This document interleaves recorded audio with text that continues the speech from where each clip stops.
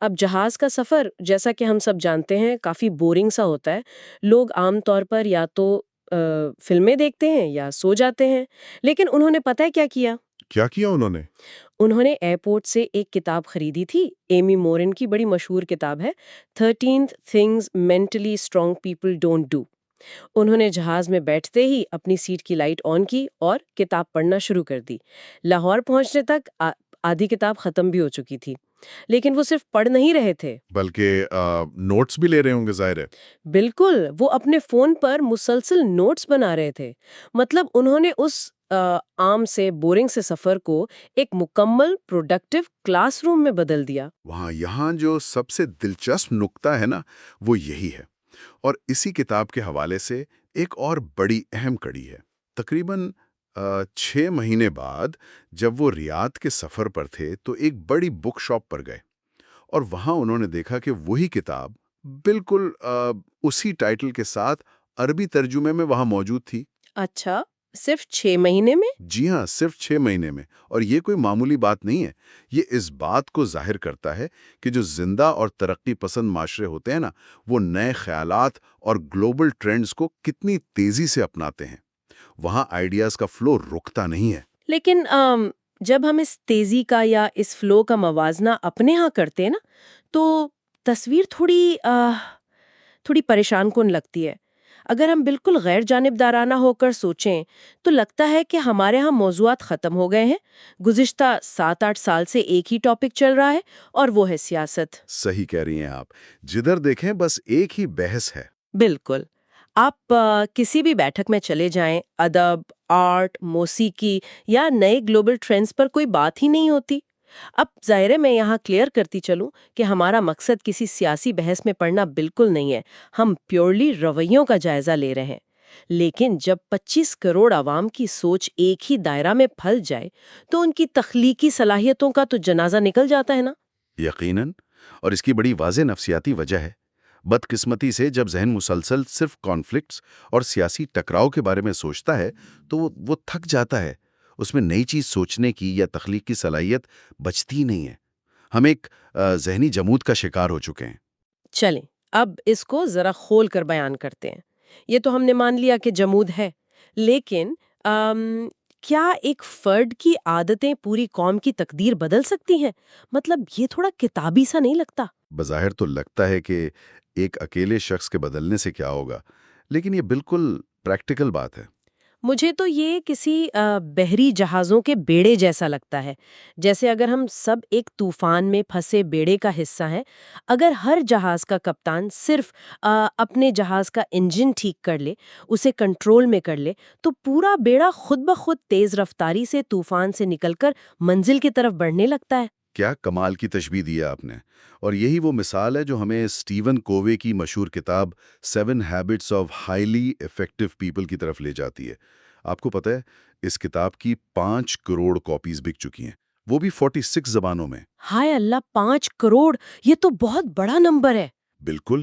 اور اس پر پاکستان میں ایک بڑی زبردست ریسرچ ہوئی ہے، ایم فل اور پی ایچ ڈی لیول کی، جس میں یہ ثابت کیا گیا کہ کووے نے جو 7 عادتیں بیان کی ہیں وہ دراصل بنیادی طور پر اسلامی اصولوں پر مبنی ہے. اچھا، یہ تو نئی بات ہے. کیسے بھلا؟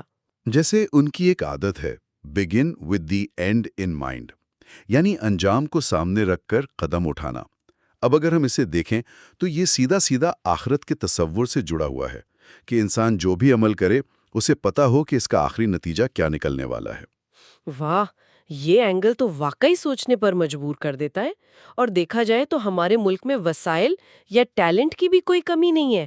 آپ ٹیکسلا دیکھ لیں، چکوال کی خوبصورتی دیکھ لیں یا کشمیر میں شاردا کے مناظر دیکھ لیں. ہمارے جو یو ایس پیز ہیں وہ تو کمال ہیں. بالکل. نیچرل ریسورسز تو ہمارے پاس بے تحاشا ہیں. مجھے اسی پر اپنا ایک واقعہ یاد آ گیا. ایک دفعہ قاسم علی شاہ صاحب کی گاڑی کسی احتجاج کی وجہ سے موٹر وے پر پھنس گئی. پولیس نے انہیں ہرن مینار کی طرف بھیج دیا. وہاں انہیں 12 گھنٹے رکنا پڑا. اب عام انسان کیا کرتا؟ وہ حکومت کو کوستا، پریشان ہوتا. ظاہر ہے لوگ ہائپر ہو جاتے ہیں ایسی سچویشن میں. لیکن انہوں نے ان 12 گھنٹوں کو ایک موقع سمجھا. انہوں نے ہرن مینار کی خوبصورتی کو ایکسپلور کیا، وہاں کی ویڈیو بنائی، یہ ہے وہ رویہ جو وسائل کو استعمال کرتا ہے بجائے رونے دھونے کے۔ اور یہی مسئلہ ہے ہمارا، انفرادی سطح پر ہم نے بڑی ترقی کی ہے۔ جیسے 1999 کی بات کریں تو یونیورسٹی میں شاید ہی کسی کے پاس گاڑی ہوتی تھی۔ آج 70% طلباء کے پاس اپنی گاڑیاں ہیں، لیکن مسئلہ یہ ہے کہ فرد محنت کو اپنا فخر یعنی پرائیڈ نہیں سمجھتا۔ ہاں، یعنی ہاتھ سے کام کرنے میں شرم آتی ہے۔ بالکل، ہاتھ سے کام کرنے سے کتراتے ہیں لوگ، اور جب تک ایک قوم محنت پر فخر کرنا نہیں سیکھتی، رسمی ترقی تو ہو سکتی ہے لیکن قومی عروج نہیں ملتا۔ صحیح۔ تو یہ ثانی انفرادی عادتوں کی اہمیت تو ہم نے تسلیم کر لی، جی لیکن آخر وہ کون سی پہلی عادت ہے جو انسان کو واقعی مؤثر بناتی ہے؟ شروعات کہاں سے کریں؟ شروعات وہاں سے ہوتی ہے جب انسان اپنی توانائی کا رخ موڑتا ہے۔ اسٹیون کوی کا ہی نظریہ ہے کہ دنیا کے اکثر تمام مؤثر لوگ اپنی انرجی سرکل آف انفلوئنس یعنی عمل کے دائرے میں لگاتے ہیں۔ اور نان افیکٹو لوگ کیا کرتے ہیں؟ وہ بیچارے سرکل آف کنسرن یعنی فکر مندی کے دائرے میں الجھے رہتے ہیں، جہاں وہ کچھ بدل ہی نہیں سکتے۔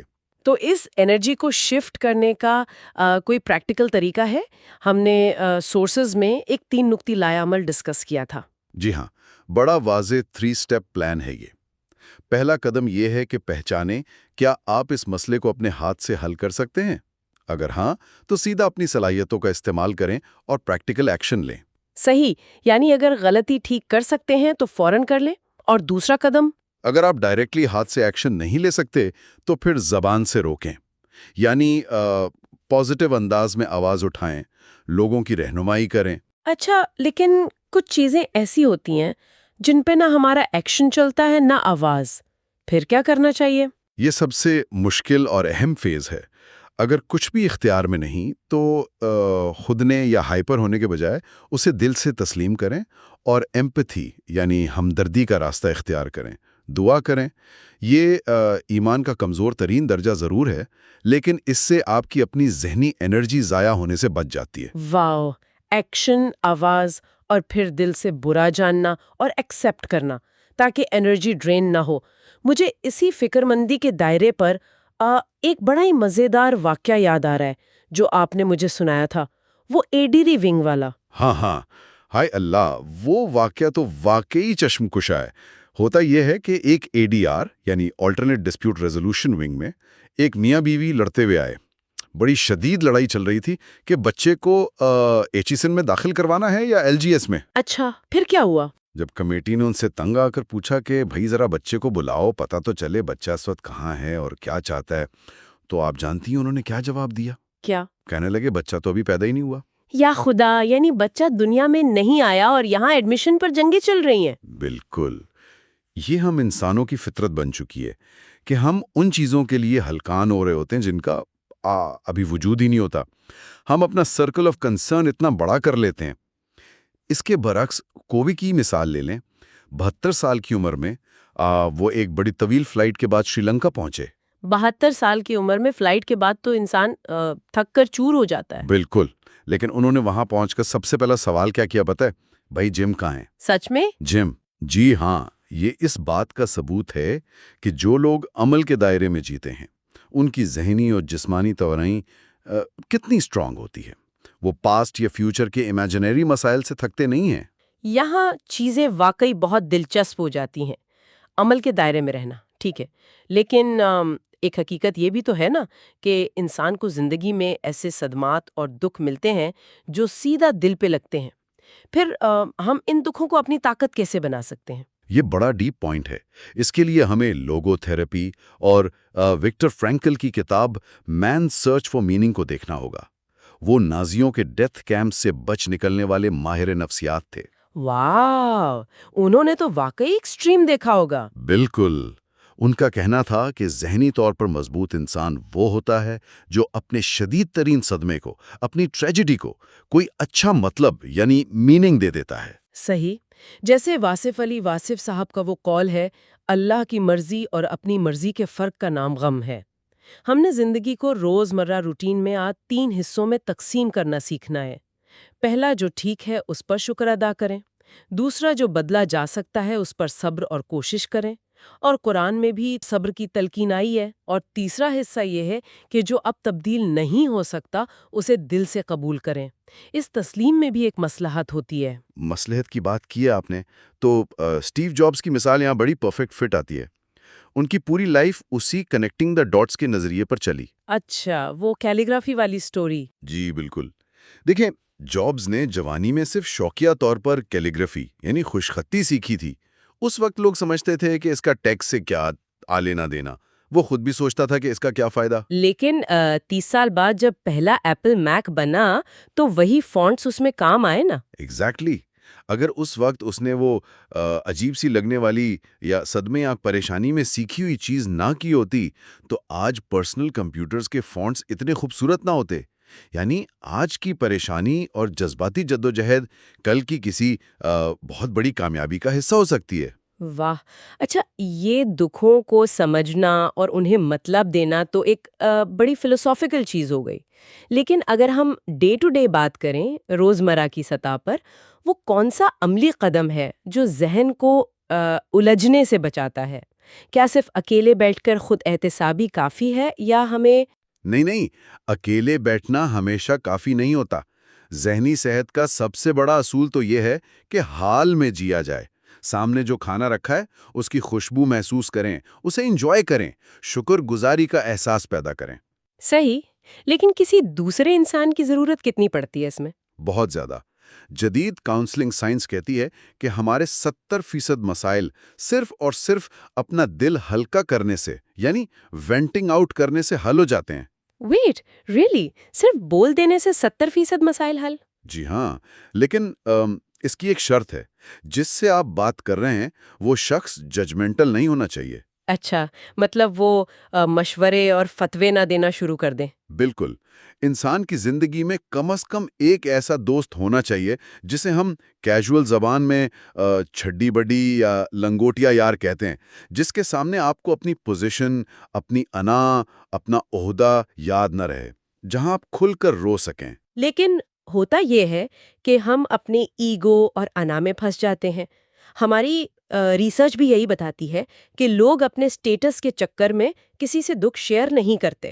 ہم نے تو واقعی نیکی کے تصور کو صرف عبادات تک محدود کر دیا ہے، جبکہ کسی یتیم بچے کو پالنا، کسی کے آنسو پوچھنا، یہ محض کسی کو اپنا کندھا پیش کرنا کہ بھائی تم اس پر سر رکھ کر رو لو، یہ بھی تو بہت بڑی نیکی ہے۔ بے شک، بنا جج کیے کسی کی بات سن لینا آج کے اس دور میں سب سے بڑی سوشل نیکی ہے۔ تو اس سب کا کیا مطلب ہے؟ اگر ہم اس پورے ڈیپ ڈائیو کو سمیٹیں تو مؤثر بننے کے لیے لازمی ہے کہ ہم اپنی توانائی کو فکر مندی سے نکال کر عمل کے دائرے میں لے آئیں، اپنے صدمات کو بامقصد بنائیں اور کسی کے لیے ایک اچھا نان ججمنٹل سننے والا بن جائیں۔ یہی اصلی کامیابی ہے۔ بالکل، یہی اصل کامیابی ہے۔ تو سننے والوں کے لیے آج ایک سوال چھوڑ کر جاتے ہیں۔ ذرا سوچیں، اگلی بار جب حالات مشکل لگیں تو کیا ہم ہاتھ پر ہاتھ رکھ کر کسی مسیحا کا انتظار کریں گے، یا پھر اپنے ہی فون پر نوٹس بناتے ہوئے اپنے عمل کے دائرے میں وہ پہلا قدم اٹھائیں گے جو ہماری اپنی اور شاید پوری قوم کی تقدیر بدل دے؟ ضرور سوچئے گا۔